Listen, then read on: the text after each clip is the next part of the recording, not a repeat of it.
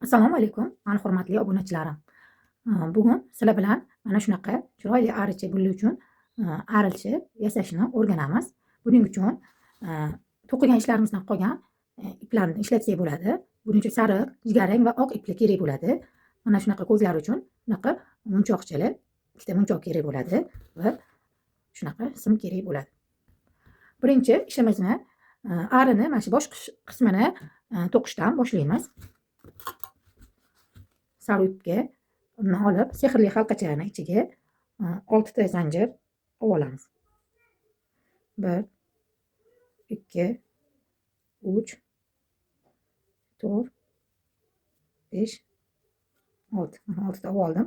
Endi tortib olib ipini birlashtirib olinadi. Endi har bir zanjir ichiga ko'paytiruvchi chokimizni to'qib chiqamiz. Ya'ni har bir zanjir ichiga ikkitadan chok to'qib chiqiladi. 2 1 2 1 2 1 2 va oxirgi zanjirni ichiga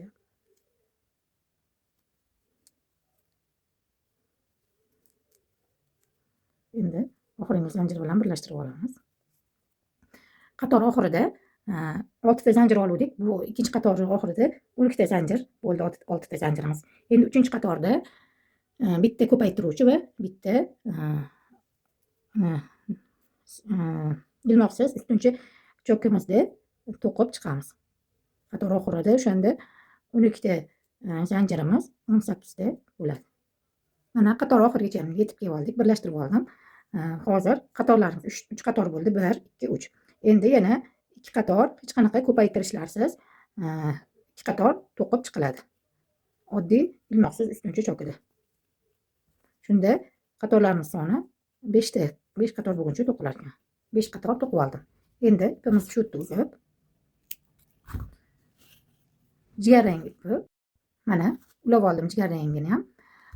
Hozir biz mana shu yo'l qismini to'qib chiqamiz. 2 qator jigarrang, 2 qator sariq, yana 2 qator jigarrang va yana 2 qator sariq, jami 8 qator hech qanaqa ko'paytirishlarsiz aylanma usulda to'qiladi. Ulangan joyi qator 2 qator bo'lgandan keyin yana ipni almashtirib to'qib ketilaveradi.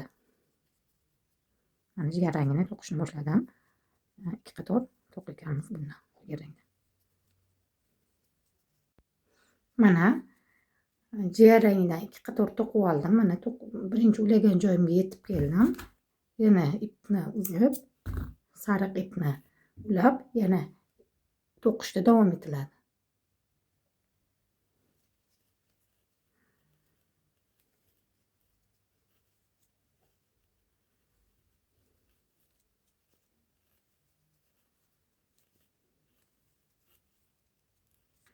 Mana 3 qator ikkita jigarrang va ikkita 2 qator sariq ipni to'qib oldim, aylantirib.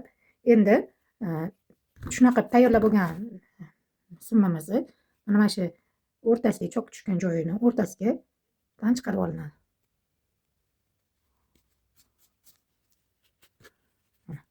Va ichini ozgina sintefonini solib to'ldirib olinadi.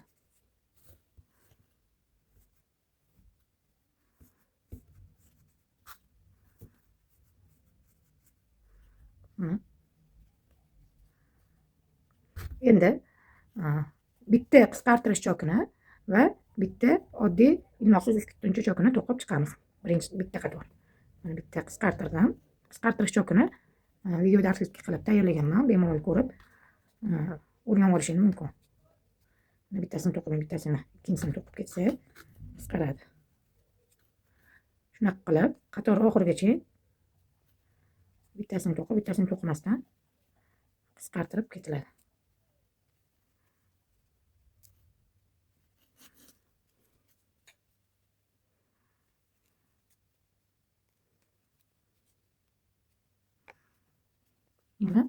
Qator oxiriga kelib oldik.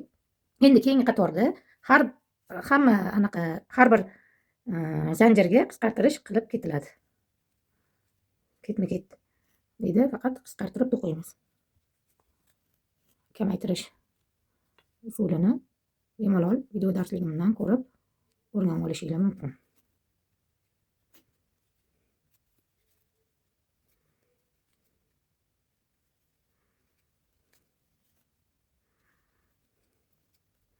Mana yana qator oxirigacha kelib oldim. Endi ozgina sintifon bilan ichini to'latib olinadi.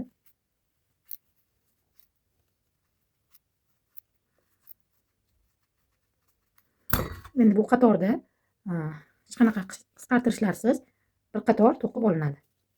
Qisqartirmasdan. Har bir zanjiriga bittadan ilmoqsiz ustunchi cho'kka to'qib chiqiladi.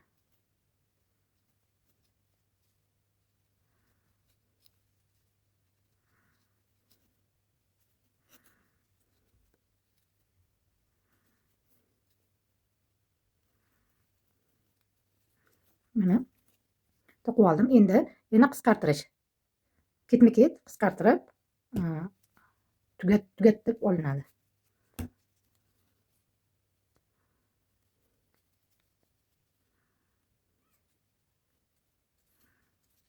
Mana tugatib ipini olib olamiz. Mana shunaqa dum igna qismi orqa tarafi bunaqa ingichka bo'lib chiqadi. Shunda ortiqcha ipni ichiga cho'k yordamida kirgizib tashlaymiz. Mana endi to'qiyotgan arimizni qanot qismini to'qib olamiz. Buning uchun oq ip kerak bo'ladi. Oq ipdan birinchi 13 ta zanjir olinadi. 1 2 3 4 5 6 7 8 9 10 11 12 13. Mana 13 ta zanjir oldim.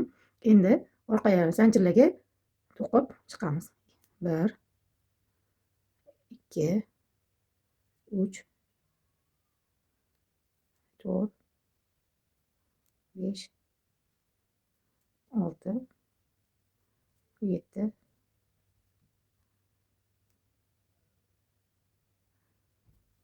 8 9 10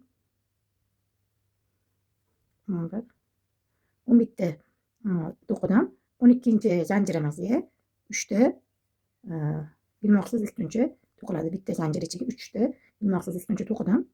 Endi orqaga yana xuddi shunaqa 11 ta ilmoqsiz ustuncha to'qigan cho'klarimizning ro'parasiga to'qib chiqiladi. 2 ta 3 ta 4 ta 5 ta 6 ta 7 ta 8 ta 9 10 11.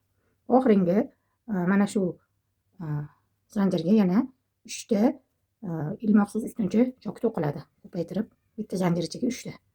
Mana birinchi qatorimiz tugadi. Endi yana orqaga yana 11 ta ilmoqsiz ustuncha cho'k to'qiladi. 1 2 3 4 5 6 7 8 9 10 11. Endi boyagi 3 ta ko'paytirilgan zanjirlarga har biriga 2 tadan ko'paytirish qilamiz. Shunda 3 ta zanjirimiz 6 taga bo'ladi. 1 2 ta birinchiga ketdi. Mana 2 ta zanjir to'qidim. Ikkinchisiga mana 2 ta zanjir, uchinchi zanjirimizga mana 2 ta to'qidim.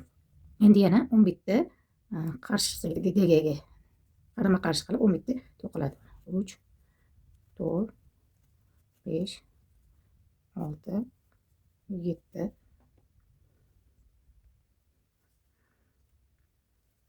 8 9 10 11. Bu tarafdagi ham ko'paytirish qiluvdik 3 ta. Bu 3 ta zanjirga ham 2 tadan yana ko'paytirish cho'ki qilamiz. Bitta. Ikkinchi zanjirimiz mana yana 2 ta. Uchinchi zanjirga ham 2 ta ko'paytirish cho'ki qilib, oxirgi zanjir bilan shunda birlashtirib qo'yib, ipimizni uzib olamiz. shunaqa holatga keldi. Mana ortiqcha iplarni orqa tarafiga birlashtirib olinadi.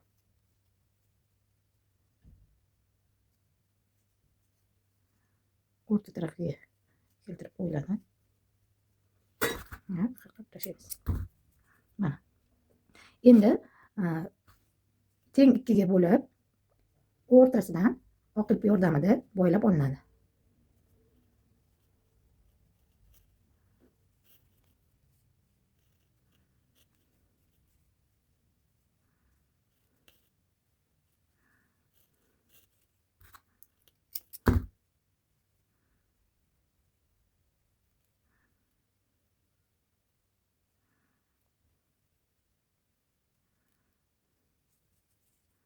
Mana harini qanotlari ham tayyor bo'ldi. Ortiqcha ipini qirqib tashladi. Endi arimizni shu qanot qismiga kley surtib olib, shu o'rta sariq joyga yopishtirib olamiz.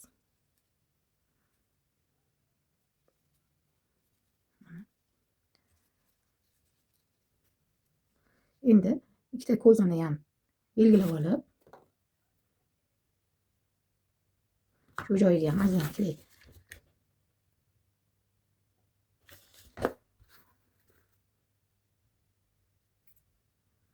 tayyorlab qo'ygan ko'zimizni yopishtirib olamiz. Bu tarafiga ham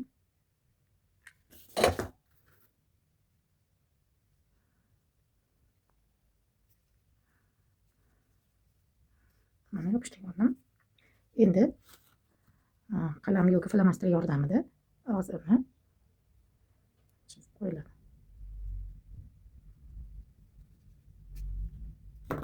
Mana arimiz ham tayyor bo'ldi.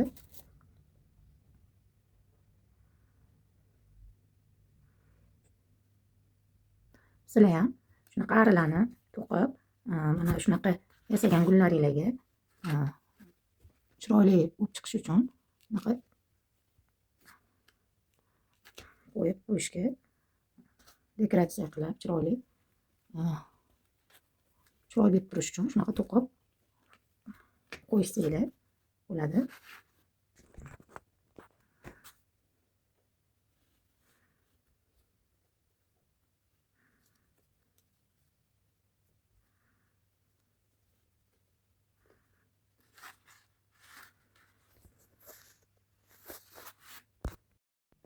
Bugungi tayyorlagan video darsligim shundan iborat edi.